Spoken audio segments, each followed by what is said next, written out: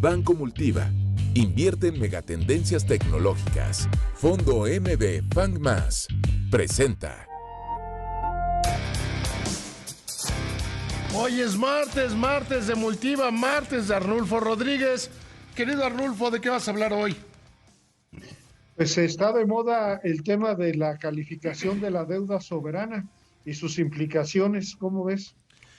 A mí me gustaría que le expliques cómo funcionan estas calificaciones, por ejemplo, de los siete calificadoras que revisan a México, cuáles pesan más, cuáles pesan menos, y ¿Cómo no? cómo se han dado estos cambios.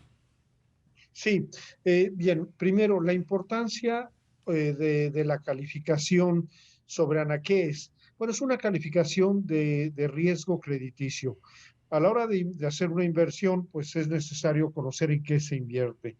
El que compra una tienda, bueno, pues debe de conocer el ramo de la tienda, tomar una decisión informada.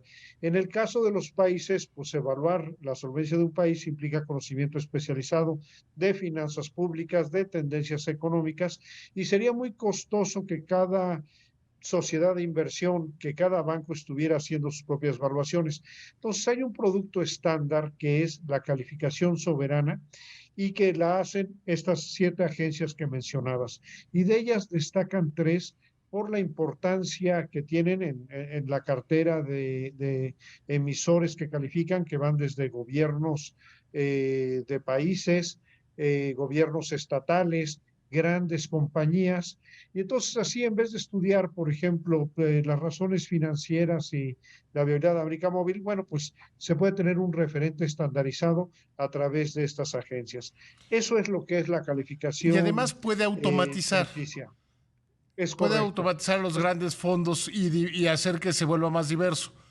Cuando definitivamente. decides sobre la calificación, es más sencillo que estar viendo, vamos a comprar fondos, a ver cuál está pagando mejores rendimientos y tener que estudiar cada economía en particular. Mejor tienes una referencia y dices, estos están buenos en calidad y precio, digamos. Efectivamente, es decir, te da la facilidad de hacer un análisis paramétrico en lugar de un análisis casuístico, de caso por caso. Mejor te vas a unos parámetros de referencia que ya te proporcionan y que son abiertos para todo el mundo. Los mercados funcionan mejor con esta información homogénea. Y algo importante que mencionaste, eh, la facilidad y la importancia de tener una calificación soberana. Para acceder a los mercados internacionales de capital sería muy difícil que si no hubiera una calificación crediticia estándar, que lo mismo va a tener, que igual validez va a tener en Londres, que en Nueva York, que en Luxemburgo. Me refiero a esas grandes entidades, porque ahí es donde está la oferta del capital financiero. Ellos simplemente toman un referente y van un paso más allá. Es importante no solo tener una calificación de deuda soberana, sino tener una buena calificación de deuda soberana. ¿Por qué? Porque primero las autoridades de cada país, con un criterio prudencial, prohíben a sus fondos de inversión, es decir, a los oferentes de recursos prestables, les prohíbe invertir en papeles, en documentos, en instrumentos que no tengan el grado de inversión. Y también discrecionalmente los comités de inversión de estas grandes financieras, pues procuran evitar papeles que carecen de ese grado de inversión. Ahora bien, ¿cómo evaluar, cómo revisar estas siete calificaciones que acaban de salir todas, diversas? Unas pusieron muy contentas al gobierno, otras no tantas, y el impacto que tienen, lógico y normal, en Petróleos Mexicanos, Comisión Federal de Electricidad, y me iría más allá, en todas las emisoras mexicanas que califican? Sí, mira, lleva una secuencia de pirámide de la cúspide hacia abajo. Se parte de la calificación soberana y de allí se concatenan las calificaciones diversas de agencias gubernamentales, de compañías paraestatales como Pemex o incluso de compañías privadas. Y bueno, los criterios evidentemente van por el lado de las finanzas públicas, para ver si un país puede caer en insolvencia o no. Si cae en insolvencia, pues es una crisis como las que hemos vivido en otros tiempos. Y si un país entra en crisis, bueno, pues todos sus emisores de deuda se ven afectados. Tú me decías, Sí, estas a ver, 7 perdón que te agencias, interrumpa ahí. No puede tener ninguna empresa mexicana, estatal o privada, no puede tener mayor calificación que, que el riesgo soberano de México.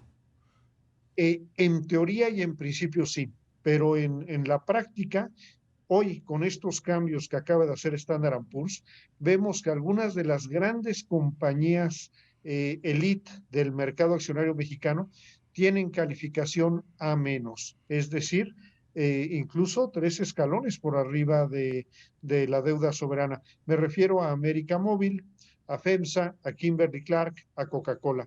¿Por qué están Que mejor son tres calificadas? empresas que las cuatro que mencionaste son globales. Ese es el punto. Su riesgo está diversificado. Que México entrara en una crisis va a representar a lo mejor sí un problema en ventas de las empresas, pero solo en una cuarta parte. El resto está diversificado, tienen posicionamiento en grandes mercados, seguramente tienen, y así lo dice la agencia calificadora, un excelente desempeño financiero y eso les permite darles una calificación superior a la nacional. Así que yo te diría, sí es la buena práctica que la calificación de una emisora no supere a la de la deuda soberana, pero tampoco es una regla que no se pueda, a la que no se puedan ver excepciones, y en este caso tenemos 4 importantes. Y es relevante. Ahora, ¿con qué nos quedamos de estas calificaciones?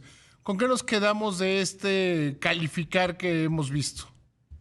Muy bien, ya quitando toda la paja del argot técnico y demás, hoy México está 2 escalones por arriba del grado de inversión. Es decir, está justo, tiene 7 de calificación, suponiendo que el 5 es reprobado. Quiere decir que todavía está en una posición cómoda para tener acceso a los mercados internacionales de capital a una tasa razonable. Porque cuanto peor estás calificado, mayor es tu riesgo y más tasa de interés te cobran por prestarte dinero. Eso pasa a cualquier escala. Bueno, México hoy tiene 2 escalones por arriba y eso nos debe dar cierta tranquilidad. Sin embargo, y además hay consenso en esa calificación de las agencias calificadoras, por lo menos las 3 principales. Y el que hayan puesto perspectiva estable quiere decir que en más de un año no van a o no planean bajar esta calificación. Mal se tendrían que dar las cosas para que así sucediera.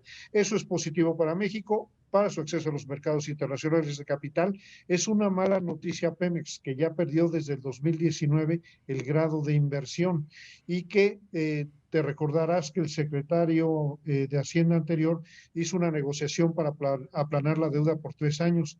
Pues eso ya se acabó y por eso Pemex, que ya era un bono especulativo, pues recibe todavía una baja mayor de calificación que en mi opinión le cierra el acceso a los mercados internacionales de capital.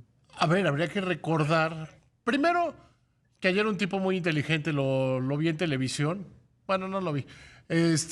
Lo oí decir que era como un hijo idiota, que Pemex era como un hijo idiota y un hijo maldito del gobierno. Y la segunda, hay que recordar la última colocación de Pemex que no pudieron colocar, eran 2,000 millones, pudieron colocar 1,500 y pagando una tasa altísima.